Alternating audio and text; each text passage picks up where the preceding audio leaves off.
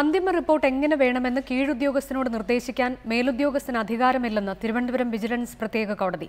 അന്വേഷണത്തിൽ തൃപ്തിയില്ലെങ്കിൽ ഉദ്യോഗസ്ഥനെ മാറ്റാനോ തുടരന്വേഷണത്തിന് ഉത്തരവിടാനോ മാത്രമേ ഡയറക്ടർക്ക് അധികാരമുള്ളൂവെന്നും ബാർ കേസ് പരിഗണിക്കവേ കോടതി വ്യക്തമാക്കി. അതേസമയം SP സുകേശിനെ പൂർണ്ണമായി തള്ളിയാണ് പ്രോസിക്യൂഷൻ ഇന്ന് രംഗത്ത് വന്നത്.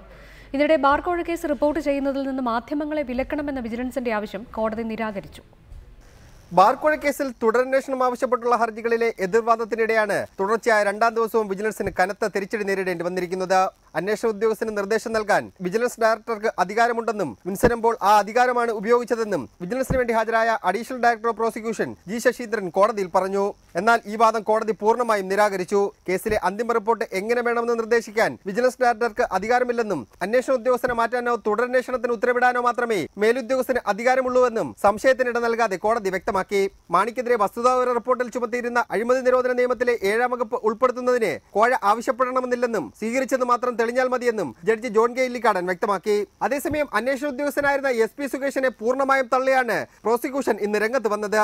അന്വേഷണ ഉദ്യോഗസ്ഥന്റെ പല കണ്ടെത്തലുകളോടും വിയോജിപ്പുണ്ടെന്നും തെളിവുകളില്ലാതെയാണ് മാണിയെ പ്രോസിക്യൂട്ട് ചെയ്യാൻ ഉദ്യോഗസ്ഥൻ നിർദ്ദേശം നൽകിയതെന്നും വിജിലൻസ് അഭിഭാഷകൻ വാദിച്ചു. എന്നാൽ ഉദ്യോഗസ്ഥനിൽ വിശ്വാസമില്ലായിരുന്നെങ്കിൽ എന്തുകൊണ്ട് അദ്ദേഹത്തെ മാറ്റിയില്ലെന്നും പ്രതിഭാഗം അഭിഭാഷകർ ഈ വാദം ഉന്നയിച്ചെങ്കിൽ മനസ്സിലാക്കാമായിരുന്നുവെന്നും കോടതി പറഞ്ഞു. കേസിൽ സ്വകാര്യ അഭിഭാഷകരിൽ നിന്ന് നിയമോപദേശം തേടിയത് തെറ്റായിപ്പോയെന്നും വിജിലൻസ് കോടതിയിൽ സമ്മതിച്ചു. പ്രതിയാരാണെന്ന് കോടതി പരിശോധിക്കേണ്ട കാര്യമില്ലെന്നും തെളിവുകൾ മാത്രം പരിശോധിച്ചാൽ മതിയെന്നും വിജിലൻസിന് വേണ്ടി ഹാജരായ അഭിഭാഷകൻ കോടതിയിൽ വ്യക്തമാക്കി. റിപ്പോർട്ടർ തിരുവനന്തപുരം.